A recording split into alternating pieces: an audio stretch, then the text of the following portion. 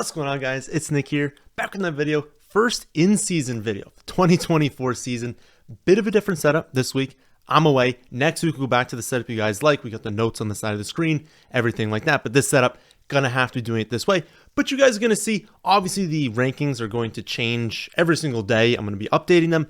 But this is basically what you see when you have access to the rankings. Very, very easy to understand. Expected points per game just from last season. Matchup strength. That's one thing we'll look at definitely in this video is red, like we see in this first game, Baltimore at Kansas City. When you have good defenses, bad matchups, we're going to have matchup strength right here. And then the projection, and right here, this is also what we're looking at, half PPR position rank, just right now. Again, I'm recording this on Tuesday. Every single day, even Tuesday night, I'm going to keep updating through the rankings. They'll get more accurate throughout the week. But this is what things are looking like. Also, want to know, if you have a take in week one, go for it. Week one is always the one where it's like, we don't know target shares. We don't even know defenses. Right now, I have to use, obviously, last season's data when I'm doing these projections.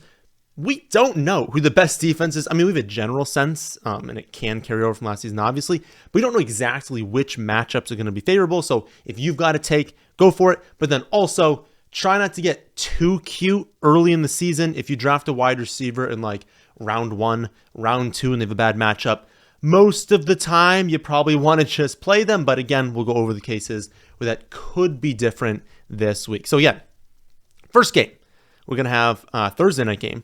Baltimore at Kansas City, 46.5 point total right now. It is the Chiefs that are 3-point home favorites. So tough matchup all around. We're seeing a lot of red in these columns. Wide receivers for Baltimore have a bad matchup, and they don't get a ton of targets. So this is one of the spots where Zay Flowers does grade out right now as wide receiver 43. Again, it's just a horrific matchup. You just don't want to be playing wide receivers against Kansas City. I know conventional wisdom would say, oh, Kansas City wins a lot of games. They get ahead. People throw on them. They're just historically, even not just last season, like years and years and years of data saying it is difficult playing wide receivers against them. So he's not in a good spot. If you had to play Zay Flowers, I don't think it's a horrible choice. He's projected for a little bit under 10 half PPR points.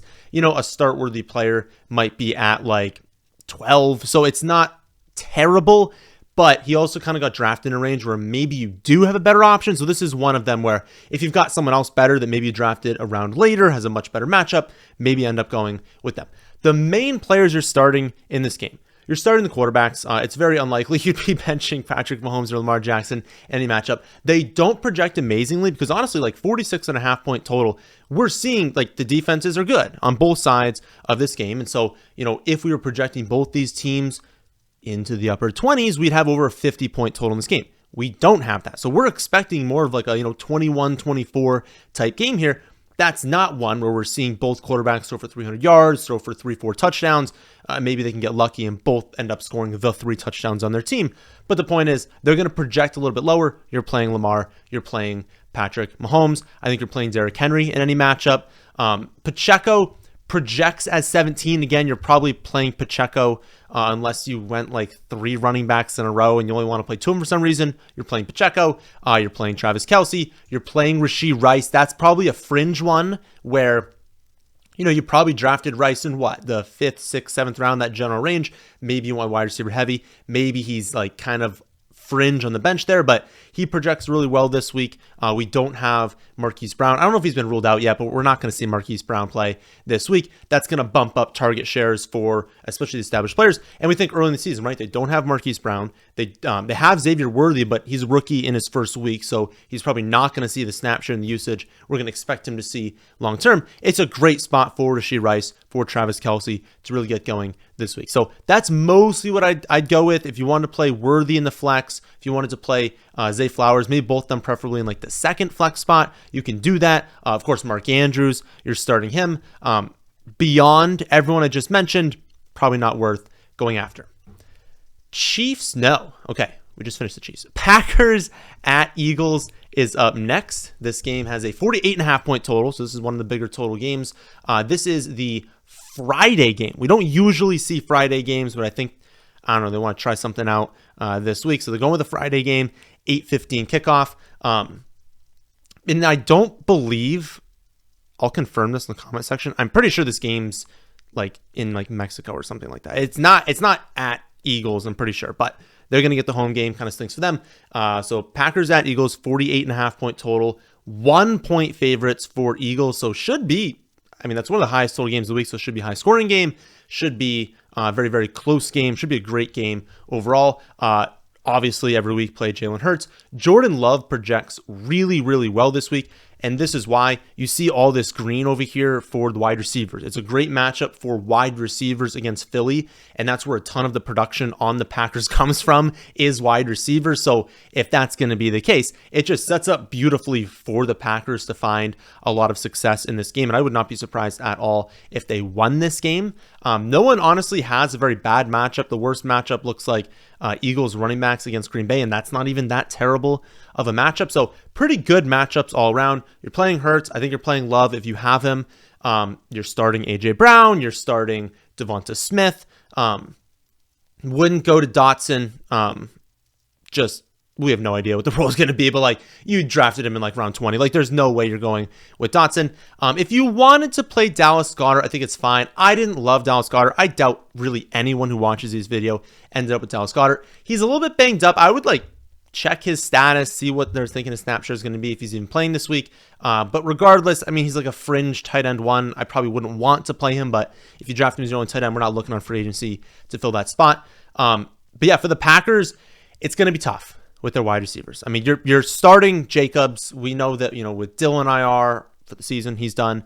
With Lloyd on the pup, like, they have him and they have Emmanuel Wilson. So you're starting Josh Jacobs. I don't care what else you have.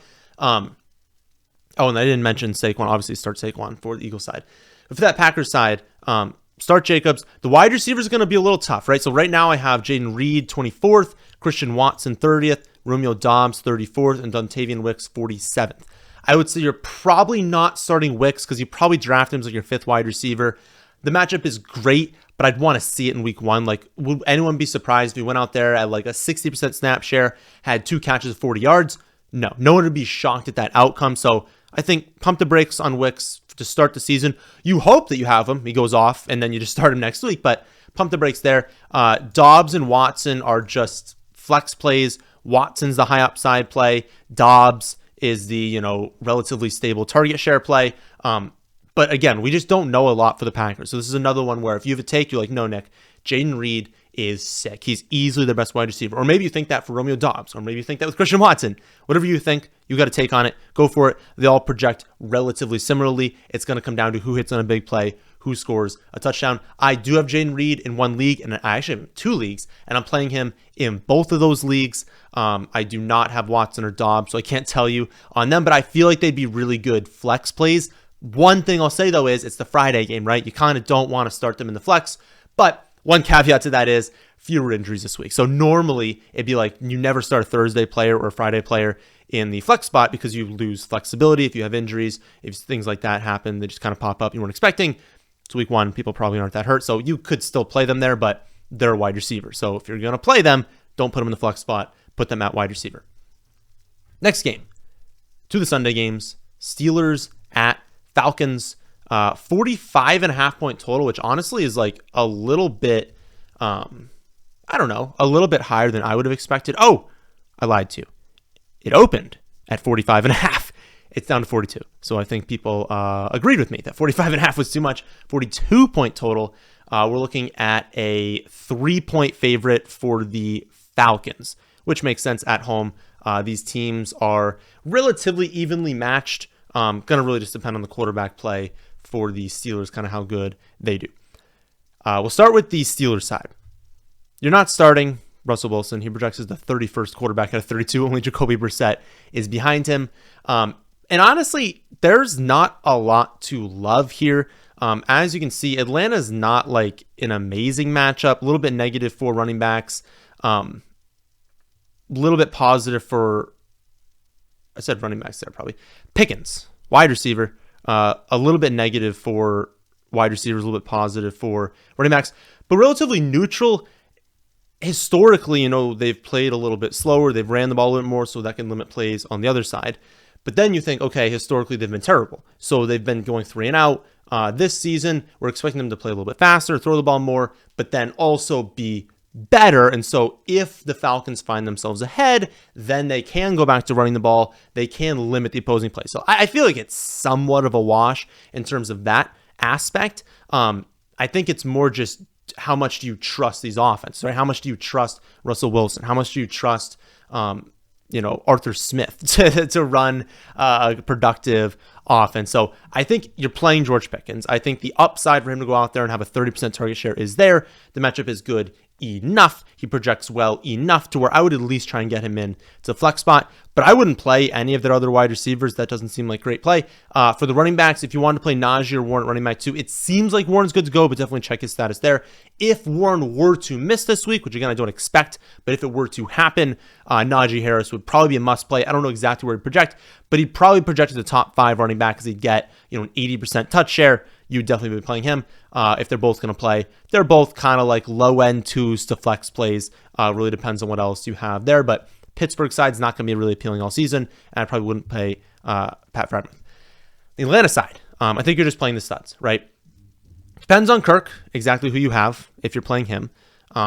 If you drafted him as your only quarterback, you have to play him. I probably wouldn't go to streaming. If you picked up 2 quarterbacks, we can see exactly where I have the other one. I don't know what the matchup is for your other one, but he's not like some amazing play. Grades out as a quarterback 16. Bijan, running back 2, you're playing him every week. And then I would play Drake London. I would play Kyle Pitts. I don't care what the matchup is. They're going to project well enough. They're going to be good enough players. You got to play them. And I just wouldn't go to secondary players. So this is very much a game where you want to go to the primary players in this team. And especially for like Warren and Najee, if you drafted them as starters, you're probably playing them. If you drafted them more as depth pieces, you're probably not playing them. Jaguars at Dolphins up next. High total in this one. 49.5 point total. I want to say that's the highest. We can see as we go through the games, but I think that might be the highest total game of the week. And then only a 3-point favorite for Miami. So we're seeing 23.25 projected points for the Jaguars, 26.25 for the Dolphins. So it should be a high-scoring game, and we're seeing much better chance that we can have really elevated plays, really elevated touchdown, yardage, everything going on in this game. So could be a really good eruption spot. You want to lean towards these spots if anything is close. For a tiebreaker, you're leaning towards spots that can explode. On the Jaguars side, I would play Lawrence, if you have him, projects 11th. If you're streaming, he probably is your top option. So I would play Trevor Lawrence. I'd play Travis Etienne. It wouldn't make a lot of sense to draft him as you're either running back 1, running back 2, get a really high scoring game, and then not play him. So I'd play Travis Etienne. It doesn't project amazingly because we don't know yet with Bigsby, but I have a feeling he might move up a few spots in the running back ranking. So I would play him. Wide receivers, I would just stick with Kirk. I like Brian Thomas Jr. long term. I think Gabe has some level of upside this season. I probably would not play either one of them, especially in week 1, just not knowing Brian Thomas Jr., how he's going to impact things, not knowing if Gabe is really actually going to work with this offense. There's so many unknowns there that's play Kirk, play Etienne, play Ingram, play Lawrence, with Lawrence being, still a back half quarterback 1, and probably don't play anyone else. For Miami, play everyone. Again, it's a high scoring game. They're playing at home. The favorites, just play everyone that you have there. So it's Tyreek Hill is definitely your starting lineup. I would play Tua if you had him. I do actually have a league. I don't know my decision yet, where I have Trevor Lawrence and Tua. It's a 16-team league. I avoided quarterback, had to get both of them. So maybe some of you are in that similar situation. I don't know yet what I'm going to do. My gut says I'm probably going to go with Tua, go with the home quarterback, go with the quarterback that is favored, the quarterback that has much more explosive players. So maybe I'll flip-flop them, but again, they're projected 18, 3, and 18, so it could be very easy to flip-flop them. Yeah, we'll see exactly what happens there, but they're very close to each other. But for the Miami side, you're playing Hill, you're playing Waddle, you're playing Achane. Mostert's probably the questionable one, but he projects pretty good this week. Projects 22nd. I don't know exactly where you drafted him, but it's likely his ADP was around the low 30s. So it's a week where he does project pretty well. I would also expect early season. So with Jalen Wright, he's more of a concern long-term, right? If you think Wright really takes over, it's pretty unlikely that Wright goes out there and has a pretty strong role in week 1. So if you're ever going to play Mostert, even in the flex spot, this would be the time. Early season, he's healthy. Wright hasn't really broken out yet. Like, I would probably play Raheem Mostert if you've got him this week. And then Jonnu Smith, if you drafted him as that option, go for it. He projects as the 20th tight end, so you probably don't need to go there. I'm excited about his potential this year, but you probably don't need to play him this week. Vikings at Giants is up next. Low 41.5 point total. 1.5 point road favorites for the Vikings, even with Sam Darnold at quarterback. For the Vikings side, play Justin Jefferson. See, he projects as the number 1 wide receiver. Sam Darnold, you probably don't need to do it. And I would say if you had 2 quarterbacks, he was probably your second. We'll see what happens, right? Like, just watch the game. If he goes out there, he has 300 yards, 3 touchdowns, and we're like, oh my goodness, any quarterback can succeed on the Vikings. We can play him next week. Take a pause. Don't play him this week. You're not playing any of the wide receivers. You're not playing any of the tight ends on the Vikings. It would really just be Aaron Jones. I would play as like a high-end running back 2 to low-end wide receiver 1 or running back 1. And then Ty Chandler, that's a questionable one. I have him in a league where we have 2 flex spots. I'm probably not going to play him because I probably want to just see what the split is with Aaron Jones. I think he's going to be the 1B, but I think he's going to have a decent role. The thing really just is like, it's a little bit exciting knowing that they don't have. I'm projecting Addison out, by the way, if you don't see him on the screen here.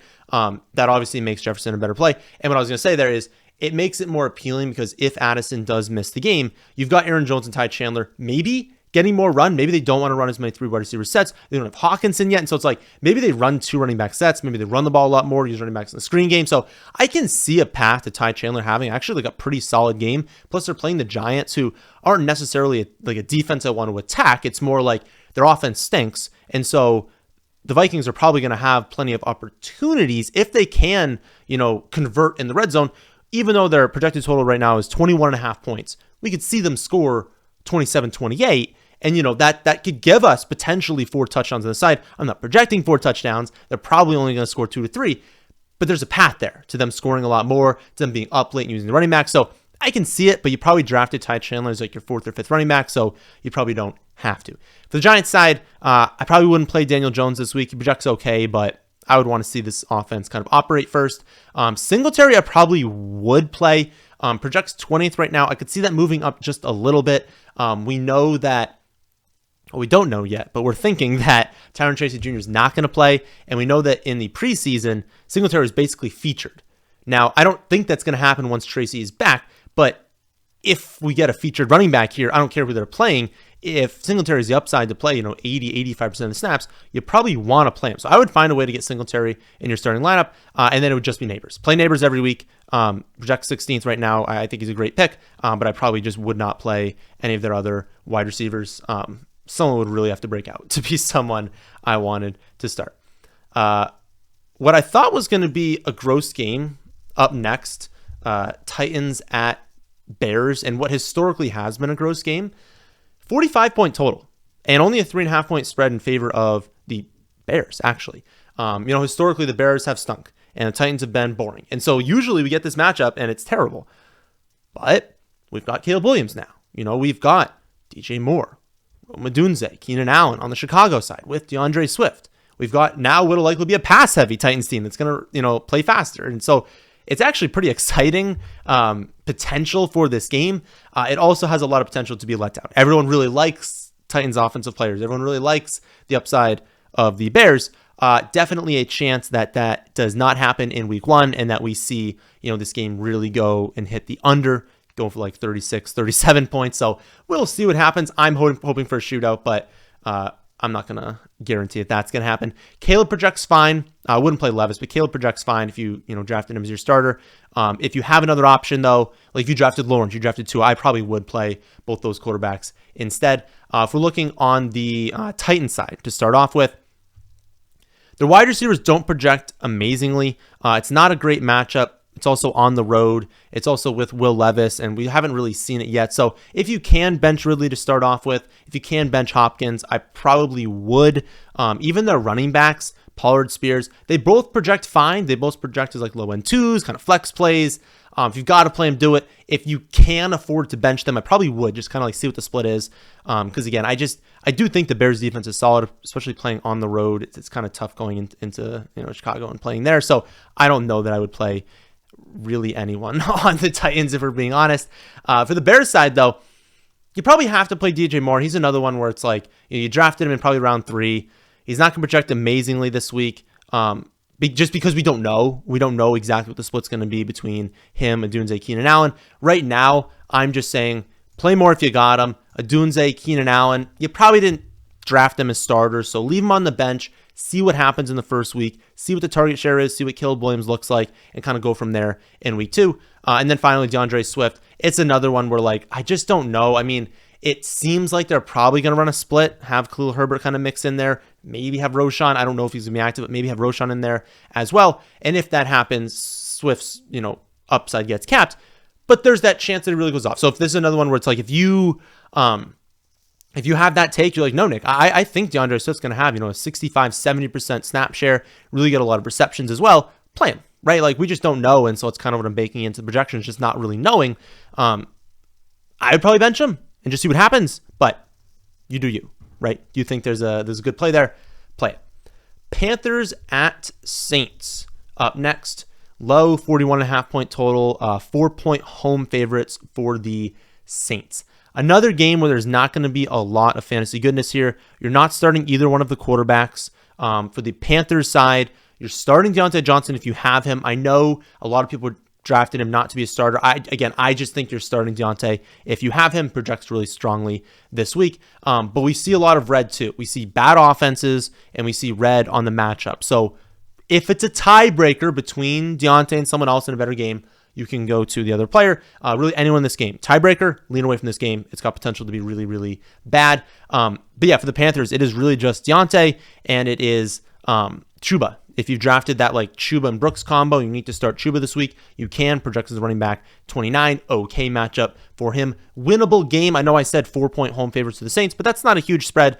The Panthers can definitely win this game. So if you think they can win, you think Chuba's featured over Singletary, you can definitely go there. For the Saints side, Olave, I think you're starting every single week. That would be one where I know it's a really tough matchup, but you drafted him in round 2 or round 3. You probably do just kind of have to eat the bad matchup there and play him. Kamara, fringe, right in that same thing as Chuba Hubbard. Very similar matchup. Benefits from that potential upside of, if they don't trust Jamal Williams, they don't trust any of their other backups because they also don't have Kendra Miller out there. Kamara has the upside to rack up, especially with, Derek Carr quarterback, has potential to rack up 5, 6, 7 receptions, and it doesn't even matter what else he did. That's really helping you out there. So I would say a little bit more upside in Kamara than Chuba in this game, but Kamara is a strong play. It just really comes down to, do you need him? Because you didn't draft Kamara that early. Tight ends, depends if you can play Taysom Hill at the tight end spot. I don't know what format you're on, but he projects 11th. He's going to have a low floor, though. He's going to basically need to score. If he doesn't score, he's going to have like 3 carries for 20 yards and maybe a catch, and you're going to be like, well, that was really annoying, but he's probably going to be their goal line back, so play him if you need to. Next game.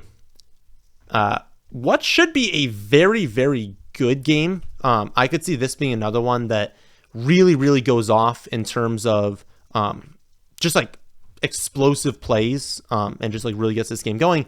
But it's Cardinals at Bills, 48.5 point total. Bills 6-point home favorites, moving in the Cardinals direction a little bit, open at 7-point home favorites for Buffalo. Again, at Buffalo is a difficult place to play. You're going to see red on, again, Amari Cooper's not there, but has the ARI that I was filtering on. You're going to see the red for wide receiver here. Again, at Buffalo, tough. You're going to see the red for quarterback. You're going to see the red for running back. So it's a difficult matchup playing the Buffalo Bills, especially in Buffalo. But I would probably play Kyler if you drafted him. Marvin Harrison Jr. does not project well, but it's week 1, and we just don't know what is his yards per reception. How are they using him downfield? How are they using him in the run zone? What is his target share? Like, we just kind of don't know a ton of things about Marvin Harrison Jr. and this Cardinals offense. And so if you drafted him in round 1, round 2, play him. Like, don't avoid it. Just play him this week. I know the projection's not going to be there. I'm going to try and get it higher. It's just difficult to do. It's just really hard to do having not seen any of this offense play with him there. But I would play Marv. I would play Trey McBride. I would play James Conner. He projects really strongly this week, especially a lot of these running backs that are established and they have the backup behind them. Early seasons when you want to play them. They're not going to roll Trey Benson out there to some super strong workload in week 1. So if you have James Conner, I would just play him this week. If we look on and I wouldn't play any of the other wide receivers on Arizona. If you look on the Buffalo side, obviously play Josh Allen, play James Cook if you drafted him. It's another situation. You have Ray Davis behind him, but Ray Davis is probably going to grow his role throughout the season. Kincaid, you have to play him. Wide receivers, honestly, I'd bench them all. Like, we just don't know. It's not like the matchup's good. It's a negative 3.62 for the matchup. So Keon Coleman, Shakir, Curtis Samuel, let's just see. Bench them all, see what happens. If you have one of them, again, you hope they go off on the bench. You hope they have a strong role. It's just not really worth it. I know the game has a really high total. It's got a lot of potential. We just don't know anything about their wide receiver room, so I would just bench all of them. Gross game. Next up, New England at the Bengals. 40.5 point total, which is the lowest one we've mentioned so far. And most of those points are on the Bengals side. 9-point home favorites. Patriots projected for 15.75 points, the lowest of the week. Brissett is the lowest rated quarterback of the week by 1.1 points, which is absolutely embarrassing. I know it doesn't sound like a lot, but that's a lot for the projections. On New England, Stevenson. I mean, if you wanted to play Stevenson, go for it. Literally, other than that, I just wouldn't play anyone. For the Bengals side, tough matchup still. Like, the Patriots are terrible, and so they're probably going to have a bunch of 3-and-outs. They're going to get sacked a ton of times. That's going to lead for the potential to score more. But there's also that other risk that maybe they only sack them 5 times, or only 5 times. Maybe they sack them 5 times, but there's no fumbles. Maybe they have 3-and-outs, but like they do drive sometimes, and they play slow, and they don't really do a whole lot, and they run the ball, and like the clock just kind of drips. And then you're still playing New England, who historically is just always just a strong defense. So Burrow doesn't project well, but you probably have to play him. If you have him, you have to play Chase if he plays. If Chase does not play, you have to play T. Higgins. I'll obviously adjust those rankings.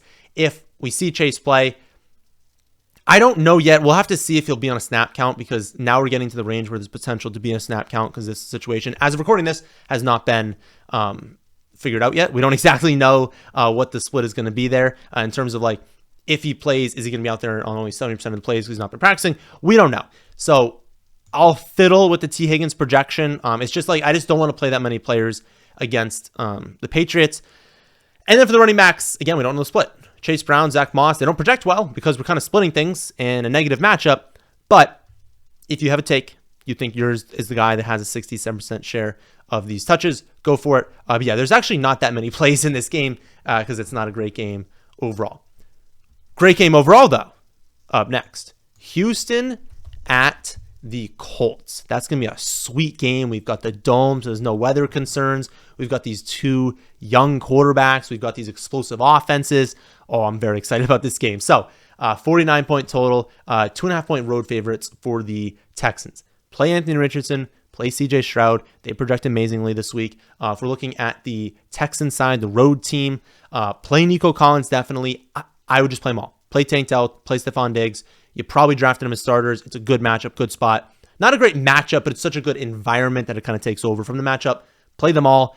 Play Dalton Schultz if he's your only tight end, but I probably wouldn't go there. And then Mixon. Play Mixon as well. Just play everyone, basically, in Houston. But I would prefer not to play Schultz. But again, if he's your only tight end, you got to play him. For the Indy side, Richardson projects great. You have to play him. Pittman projects well. Play him.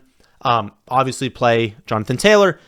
Secondary wide receivers, wouldn't play the tight ends, wouldn't play the secondary wide receivers. I would stick to like the big 3 on the Indy side. But yeah, it's a very exciting game. So fringe options or like fringe players, right? Like you drafted a good team. You've got Diggs, you've got Tank Dell kind of on that sideline there. I would probably err on the side of playing them this week.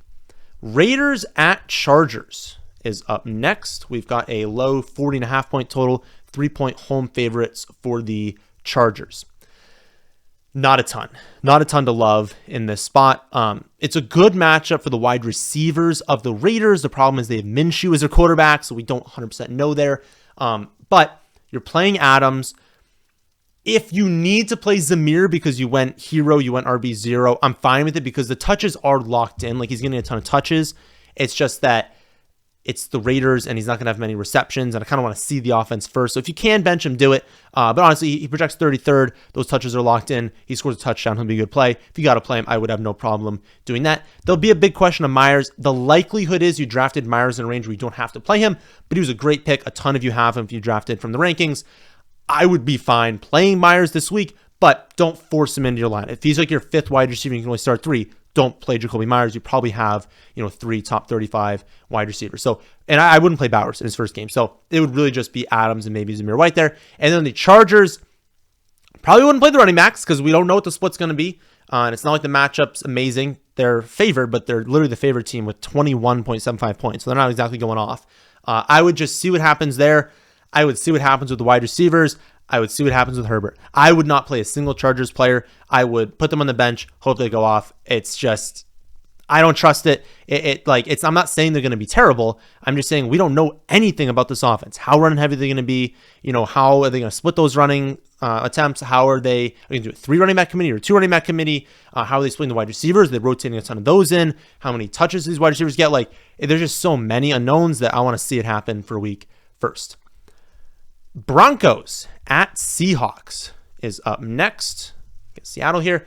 42-point total, 6-point home favorites for Seattle. So not a ton of points projected on the Denver side, only 18.25, but a good 24.25 point total for the Seahawks. For the Broncos, you're not playing Bo Nix. Basically, Sutton's the only wide receiver I would trust. I probably would not play McLaughlin. I know a lot of you drafted him, but hold off for a week. You didn't draft him in range when you need to play him, so don't play him. Javonte Williams, I think if it's close, he's got enough upside early in the season because I don't be shocked if Estime doesn't play. I think they could activate Estime and do that 3 committee. Don't be shocked if they don't activate him and they activate like Blake Watson or something like that instead. And if that happens, we're really looking at Williams being like, okay, you're going to get goal line, you're going to get early down, and you're going to be heavily involved in the receiving game. We've talked for a long time about how Denver is going to probably target the running backs at the highest rate of any team in the NFL and potentially the most targets in total, even not even just higher rate. So he's got a lot of upside. Plus, you see this green. I mean, it's like a 7-point matchup boost for Seattle. Oh, and that just means that's how many extra points we should expect the matchup to be. So like Seattle running backs, whatever they normally score, boosted by 7. That's what this matchup is. Or, excuse me. Denver running backs playing Seattle. Anyone playing Seattle, it's a 7-point boost for all of the running backs, not just one running back, obviously. But that's a really good boost. And so I think if it's a tie, if it's close, play Javonte Williams this week. But yeah, it would basically just be Javonte Williams and Courtland Sutton, potentially, but Sutton doesn't even project that amazingly because he's a slightly negative matchup. For the Seattle side, definitely play Metcalf, definitely play Ken Walker. After that, you can stream Geno. He projects pretty well, but I'm probably going to tinker with that one. He might drop a little bit in the projections. You can play Fant. He's on the fringes. It kind of depends what else you did there. If he's your second tight end, though, don't put him in there if you drafted a top 10 tight end. But it would basically be maybe stream Geno, play Metcalf, play Ken Walker. And if you have to play Jackson Smith and Jigba, do it. Watch the status of Lockett too, though. If Lockett is out, JSN probably bumps up to a must play. But also, this isn't an amazing game. So tiebreaker-wise, give Javonte Williams a tiebreaker. But for a lot of players, if it's close in this game, it's not an amazing spot. So you don't have to play all these guys. Next game up. Commanders at Bucs. Another mediocre game. 43.5. Basically, the 43.5 there is Washington's defense stinks and they're explosive. So if the Bucs hit with 2 long touchdowns to Mike Evans, we actually could see this game pop off because Washington has, McLaurin, they have a mobile quarterback. They could still put up, 21, 24 points in the spot. And if we start seeing the Bucs taking advantage of the Commanders' terrible defense, as you can see by all the green on the screen right now, then we could see a higher total. So that's why it's 43.5 and not 39. But there are a lot of outcomes here where the matchups are, really on the negative or really on the positive. So there's a lot of variance to this spot here. But yeah, 3-point home favorites for the Bucs. For the Commanders side, if you drafted Jaden Daniels as your starter, play him. I think the mobility is enough. The matchup is good enough where I would just play him. Other than that, I don't know that I would play the running backs. I want to see the split. Tampa Bay is also the one negative matchup is the running backs against Tampa Bay. So I don't know if I'd go there. McLaurin, you're playing. I think if you got him, play him. It's a really strong matchup for him. Just so clear. They're top wide receiver. And if you think, they just brought on Noah Brown. They've got first game for Luke McCaffrey. if there's ever a time where McLaurin's going to go out there and have like a 35% target share, it's probably week 1. So again, got McLaurin definitely playing this week. I could see me boosting his target share as the week kind of goes on. But yeah, not much other than that. I would play Jane Daniels. I'd play McLaurin. I probably wouldn't play anyone else, to be honest. For the Bucs, though, Baker projects as a great streaming option. If you can stream Baker, definitely do it. Again, the Commanders' defense is terrible. The Bucs are not going to be 3-point favorites in like a ton of games this season. And especially, again, like I said, the potential of this game is really high. Play Mike Evans if you have him. Play Chris Godwin if you have him. Play Rachaad White if you have him. I wasn't huge on Rachaad White, but it's such a good spot. 8.57 point boost, and he could have a decent amount of those. Definitely play White this week because, again, Bucky Irving, rookie. I like Bucky Irving. Bucky Irving's probably not going to go out there and have 15 touches. So especially if they're winning, Rachaad White set up really nicely this week. Again, stream Baker, Evans, Godwin, White, great plays. Probably wouldn't go to McMillan. Probably don't have to play Otten, but if you were streaming tight end, Otten would also be a good play. 3 games left. Potentially game of the week. I actually don't know what the game of the week is this week, but Dallas usually gets it a lot of the time. 41.5 point total. 2.5 now.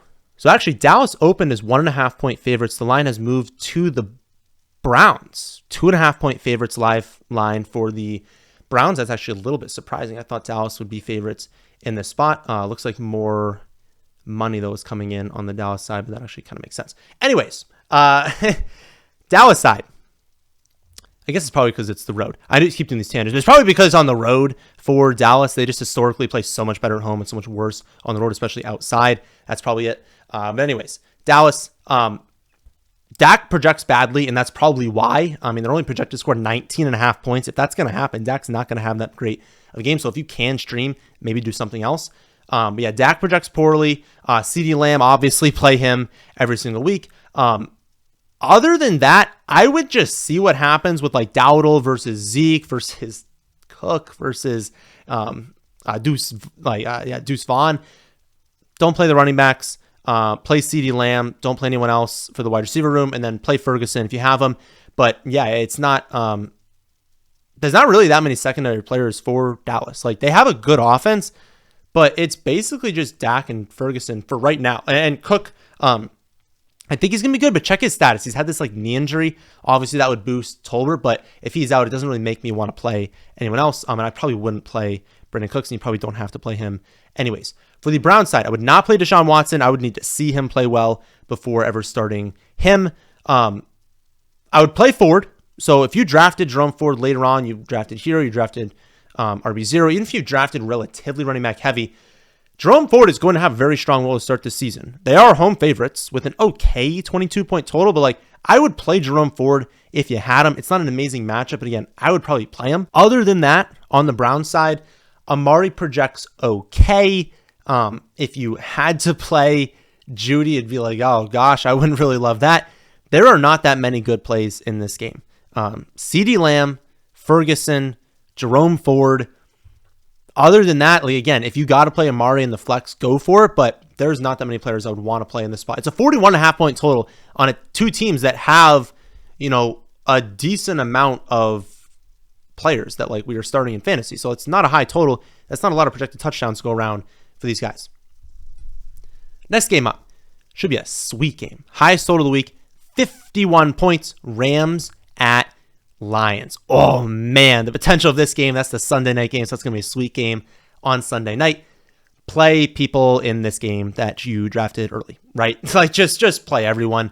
Goff's a quality streaming option, but for the Lions, play Amon-Ra St. Brown, play Jahmyr Gibbs, play Montgomery if it's a fringe option for you. He's probably going to score a touchdown this week.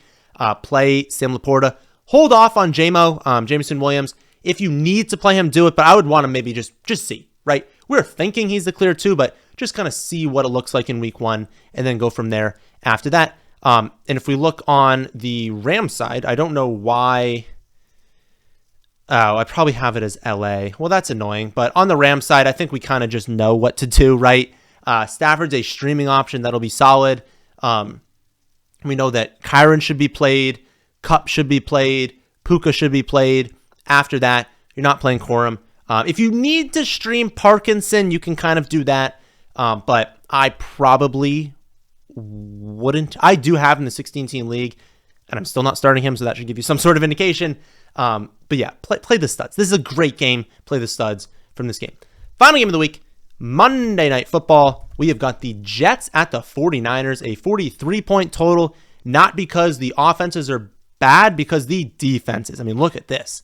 Negative 15 points for the wide receiver matchup for the 49ers. That's what I alluded to start the video with. Just, it's impossible for me to project. I tried to boost target shares, everything for Ayuk and Debo. The Jets are just so good that it's very difficult to project either one of them that great. But again, 43-point total.